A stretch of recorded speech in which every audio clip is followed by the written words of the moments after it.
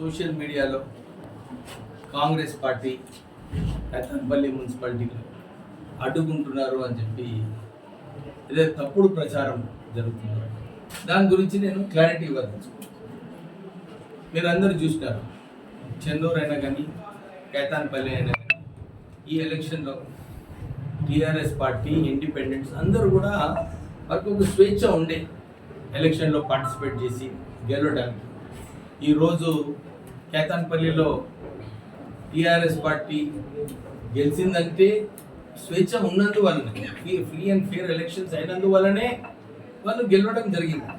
నేను కూడా గత మున్సిపల్ ఎలక్షన్స్లో మీ అందరూ చూసినారు, ఎలక్షన్సే సగ్గా కాలేదు.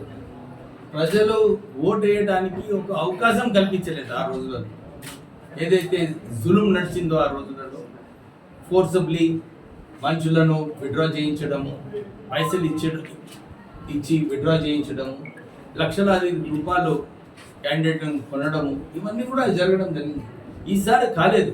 ఎందుకంటే ప్రజలు ఏమనుకుంటున్నారు, ప్రజలు ఏం తీర్పిస్తారో దాన్ని గౌరవించే అవసరం ఉన్నది.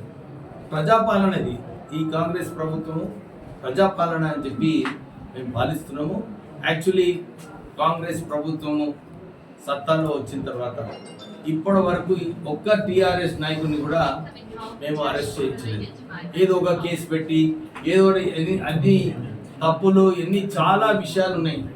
డెఫినెట్లీ ఏదైతే తప్పుడు అక్రమాలు జరిగినాయో, భూ కబ్జాలు జరిగినాయో ఇవన్నిటి మీద ఎంక్వైరీ నడుస్తుంది, నడవదని కాదు. ఎందుకంటే చట్టం ప్రకారంగా ఎవరి చట్టంలో ప్రకారంగా ఉంటారో వారికి ఏం ఇబ్బంది ఉండదు. కానీ ఎవరైతే అప్పుడు అధికారాన్ని దుర్వినియోగం చేస్తున్నారో డెఫినెట్లీ దానిపైన చట్టం ఏది తీసుకోవాలో అది తీసుకుంటుంది. కానీ మొన్న ఎలక్షన్ రోజు కూడా ఫస్ట్ డే ఎలక్షన్లో మేము బయటనే ఉన్నాం. వారు స్ట్రేట్గా 11 o'clock ఏదైతే టైం ఇచ్చినారో వారు పోయి ఎలక్షన్ కండక్ట్ చేసుకొని గెలుచుకుంటే అయిపోయింది. నేను ఎలక్షన్ రోజు రిజల్ట్స్ వచ్చిన రోజు కూడా నేను ఇదే చెప్పినాను, ఏది తీర్పిస్తారో అదే దాన్ని ఇంప్లిమెంట్ కావాలని చెప్పి నేను ఫస్ట్ డేనే నేను ఎలక్షన్ రిజల్ట్స్ ఇక్కడ చెన్నూరులో ఆ స్టేట్మెంట్ ఇవ్వడం జరిగింది. తర్వాత ఆ రోజు కూడా వాళ్ళు లేట్ పోయినందుకు ఆ ఎలక్షన్ పోస్ట్పోన్ అయింది. నెక్స్ట్ డే కూడా మేమందరం కూడా శాంతియుతంగా నా ఎంపీ సాబు నేను ఇద్దరం కూడా కోఆప్షన్ మెంబర్స్, మేము పోవాలి, ఓటు ఇవ్వడానికి వెళ్ళాలి. మేము పోతున్నాం, మమ్మల్ని ఎందుకు అడ్డుకున్నారు నాకు అర్థం కాలేదు. నిజంగానే అక్కడ ప్రాబ్లం ఏముందంటే టీఆర్ఎస్, సిబిఐ ఎవరు చైర్మన్ కావాలి, ఎవరు వైస్ చైర్మన్ కావాలి, వాళ్ళ గొడవలు వాళ్ళకు ఉన్నాయి. మా మీద రాళ్ళు వేయడము, ఒక పోలీస్ కానిస్టేబుల్ సీరియస్ కావడము, రోడ్డు డివైడర్ ఆ కోన్ తీసుకొని నా కార్ మీద పడేయడము, నా కార్ విండ్ స్క్రీన్ ధ్వంసం చేయడము అవసరం ఏముండే. యాక్చువల్లీ అక్కడ ఇష్యూనే లేకుండే. ఎవరైతే ఓటుకి హక్కు ఉన్నదో వాళ్ళు మీకు అందరు కూడా తెలుసు. నేను 2023 ఎలక్షన్ టైంలో కూడా ఇక్కడ నామినేషన్కి వెళ్ళినప్పుడు నేను చక్కగా చట్టం ప్రకారంగా 300 meters దగ్గర కార్లో దిగి నడుచుకుంటూ వెళ్ళడం జరిగింది.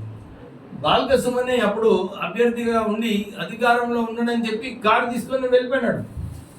వారికి అధికారం దుర్వినియోగం చేయడము, ఏదో ఒక పెద్దతనం చూపించాలని తర్వాత బయటికి వచ్చి ఆయన అంశాలు ఏమున్నాయి, ఎవరైతే టీఆర్ఎస్ పార్టీని వ్యతిరేకిస్తున్నారో బట్టలు ఇప్పి కొడతానని చెప్పి ఆయన ప్రజలను హెచ్చరిక చేయడం జరిగింది. ప్రజలు తీర్మానం ఇచ్చినారు. ఇప్పుడు కూడా ఈ రౌడీజం చేసేది ఏం అవసరం, అసలు అవసరం లేదు. లోపల కూడా మీటింగ్లో ఎవరిని కొట్టినారు ఏంది అందరికి తెలుసు ప్రజలకు.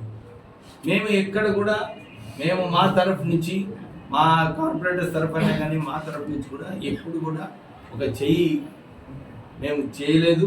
ఎక్కడ కూడా వైలెన్స్కి మేము ప్రోత్సహించము. మేము వైలెన్స్కి ఎప్పుడు కూడా ఖండిస్తాము. ఎందుకంటే శాంతియుతంగా ఈ ప్రజల తీర్పు డెమోక్రటిక్ కాంగ్రెస్ పార్టీ ఎప్పుడు కూడా ఉంటుంది. యాక్చువల్లీ నిజంగా చూడాలనుకుంటే నేను మెదక్ ఇన్ఛార్జ్ ఉన్నాను. మెదక్ ఇన్ఛార్జ్ ఉండి అక్కడ మెదక్ టీఆర్ఎస్ పార్టీ హబ్ అన్నమాట. ఆ స్థానాలలో మీరు చూసుకుంటే కంపేర్ చేసుకుంటే సంగారెడ్డి గెలిచినాము, జైరాబాద్ గెలిచినాము, నర్సాపూర్ గెలిచినాము, ఇస్నాపూర్ కూడా మా ఒక అభ్యర్థిని వాళ్ళు కొన్నారని చెప్పి కో ఆప్షన్ మెంబర్ ఉన్నారని చెప్పి అది పోయింది. కానీ ఇస్నాపూర్ కూడా మేము గెలిచినాము యాక్చువల్లీ ఆన్ పేపర్. గజ్వేల్లో సూపర్ పర్ఫార్మెన్స్. అంటే ఎక్కడ కూడా ఎక్కడైతే కాంగ్రెస్ పార్టీని బలపరచాలో అక్కడ చేయడం జరిగింది. నా మీద కూడా అక్కడ స్ట్రాంగ్గా చేస్తున్న కాంగ్రెస్ పార్టీకి అని చెప్పి నా మీద కాన్సన్ట్రేషన్ చేస్తారు చెన్నూరులో. సో ఈ రాజకీయంలో ఇదొక కోణం అన్నమాట. అన్నీ కూడా మనము ఫైట్ చేయాలి, ముందుకు వెళ్ళాలి. ప్రజలు ఇంకా టైం ఉంది, వాళ్ళు ఏం తీర్పిస్తారో వాళ్ళు ప్రజలు తీర్పిస్తారు. సో నేను ఈ కేతాన్పల్లిలో మా రూల్ ఏం లేదు. పోలీస్ కానిస్టేబుల్ని వాళ్ళు రాయగొట్టి వారిని ఇంజూర్ చేసి వారిని అరెస్ట్ చేయడం జరిగింది. మా అప్లికేషన్ కూడా లేదు అక్కడ. ఉట్టినే కావాలని కాంగ్రెస్ పార్టీ చేస్తుంది, వివేక్ చేస్తుంది అని చెప్పి తప్పుడు ప్రచారం. ఇంకా ప్రత్యేకంగా సోషల్ మీడియాలో ఇష్టం వచ్చినట్టు రాసుకుంటున్నారు. ఇది నాట్ కరెక్ట్. మేము ఎక్కడ కూడా వారి ఈ 10 రోజులు ఏదైతే వాళ్ళందరూ కూడా కార్పొరేటర్స్ అందరూ కూడా ఒక థాట్ తీసుకున్నారు. ఎక్కడ కూడా మేము పోయి వాళ్ళను మాకు ఓటు వేయండి, మేము ఇట్లా చేస్తామని చెప్పి ఎక్కడైనా వచ్చిందా? ఎక్కడైనా కంప్లైంట్ ఉందా? పోలీసులోనన్నా ఎక్కడైనా కంప్లైంట్ ఉందా? ఇప్పుడు ఎందుకు మా మీద అనవసరమైన విమర్శలు చేయడం? మేము ఇదే కోరుతున్నాము.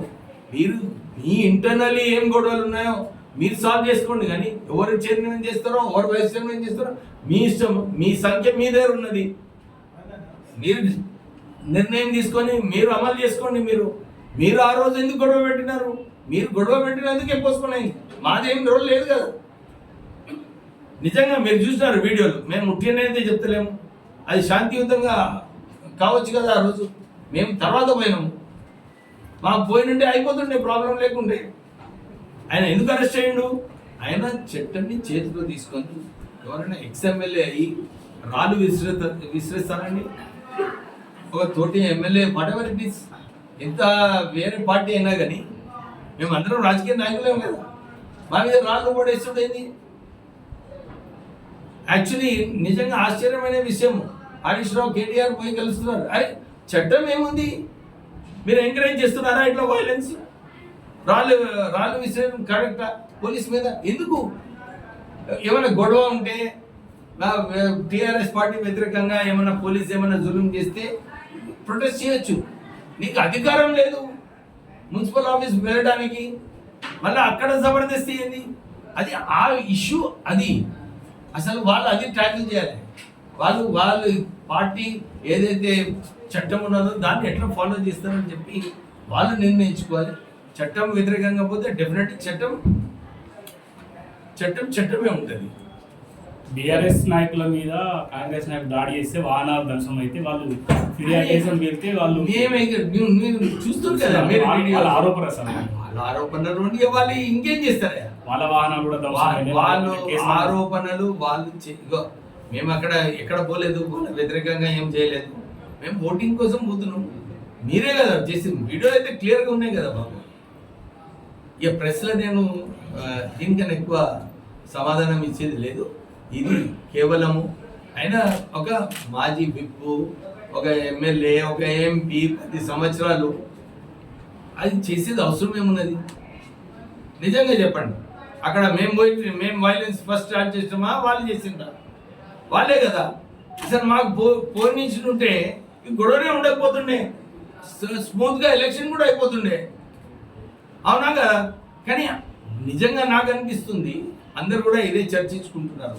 సార్ అక్కడ మున్సిపల్ చైర్మన్, వైస్ చైర్మన్ ఎవరు కావాలి, ఏమి వాళ్ళ గొడవలు ఎవరు చేయాలి, వాళ్ళ ఆశీష్ ఉంటారు కదా చాలామంది ఆశీస్సులు, వాళ్ళ గొడవలు ఏమున్నాయో దానికోసం ఎందుకు చేయించిండో ఆయన సమాధానం ఇవ్వాలి.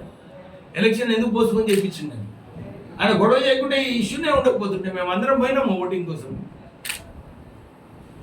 చలో.